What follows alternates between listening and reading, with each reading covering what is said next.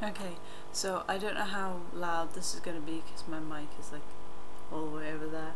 But yes, this is Pride and Prejudice. I have about 5 books that are in these packets because, well, 1, because a couple of them are falling apart, and 2, this one is because I couldn't find my clean copy of Pride and Prejudice, so you're going to have to deal with my... I've got it stuck on a post-it now. Technical difficulties. Hold on a sec. As I was saying, so you're going to have to deal with my actual high school copy, secondary school, high school copy of Pride and Prejudice. As you can see, I had an aversion to actually marking my book. I didn't like writing in it, so there's a lot of post-it notes. Like a lot of post-it notes. Okay. Alright. I love how in school copies of books, you've always got, you know, like you've got all this information at the beginning, and the actual chapter starts about like 50, like that far in. Also, I think you should note that I have a post-it note that says, "It starts, yay," because I could never find the beginning of the book. Okay, right. Yeah, I'm gonna have to move some of these post-it notes because they're actually covering my text. So this might become a bit stilted. I can kind of see I'm gonna have issues with this. And by the way, this is Booper. I've got my bear. You can't tell a story without a bear, it's just a fact. So I have my bear and he has a top hat. It's thematic. Okay. I'm just going to...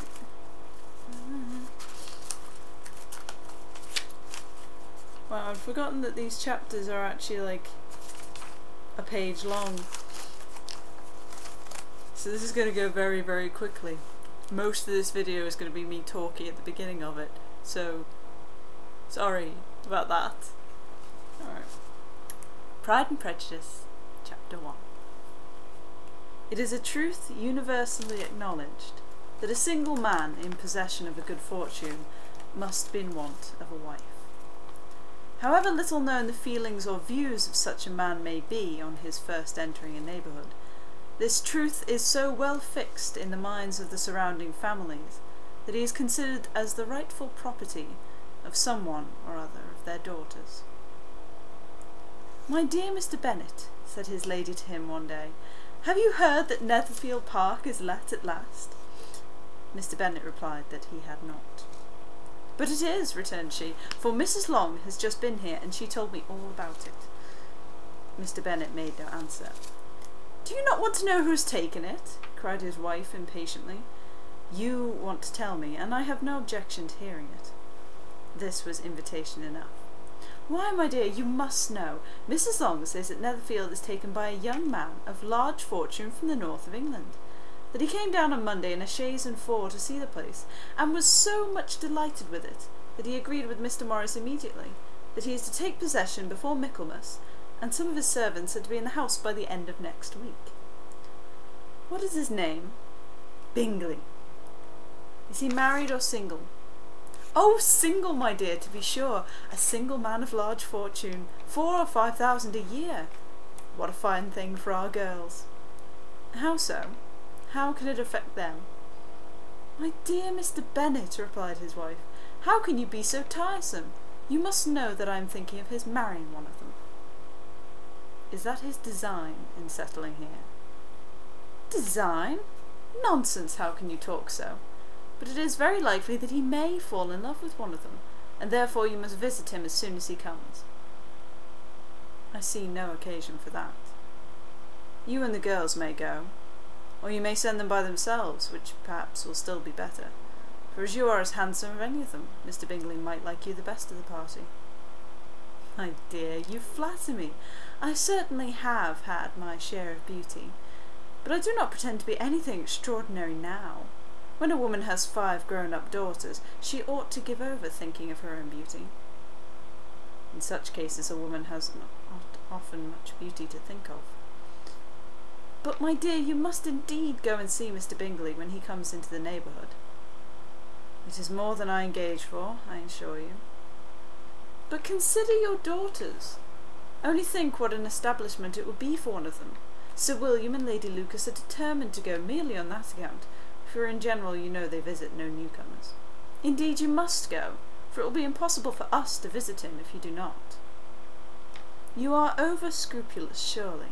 I dare say Mr. Bingley will be very glad to see you, and I will send a few lines by you to assure him of my hearty consent to his marrying whichever he chooses of the girls, though I must throw in a good word for my little Lizzie. I desire you will do no such thing. Lizzie is not a bit better than the others, and I am sure she is not half so handsome as Jane, nor half so good-humoured as Lydia. But you are always giving her the preference. They have none of them much to recommend them, replied he. They are all silly and ignorant, like other girls. But Lizzie has something more of a quickness than her sisters. Mr. Bennet, how can you abuse your own children in such a way? You take delight in vexing me. You have no compassion on my poor nerves. You mistake me, my dear. I have a high respect for your nerves. They are my old friends. I have heard you mention them with consideration these 20 years at least. Ah, you do not know what I suffer. But I hope you will get over it, and live to see many young men of 4,000 a year come into the neighbourhood. It will be no use to us if 20 such should come, since you will not visit them. Depend on it, my dear, that when there are 20, I will visit them all. Mr. Bennet was so odd a mixture of quick parts, sarcastic humour, reserve and caprice, that the experience of 23 years had been insufficient to make his wife understand his character. Her mind was less difficult to develop. She was a woman of mean understanding, little information, and uncertain temper. When she was discontented, she fancied herself nervous. The business of her life was to get her daughters married. Its solace was visiting and news. Seriously, 3 pages and it's 1 chapter. I feel like I've kind of cheated you, but then 3 pages in the next chapter as well. I await your rebuttal.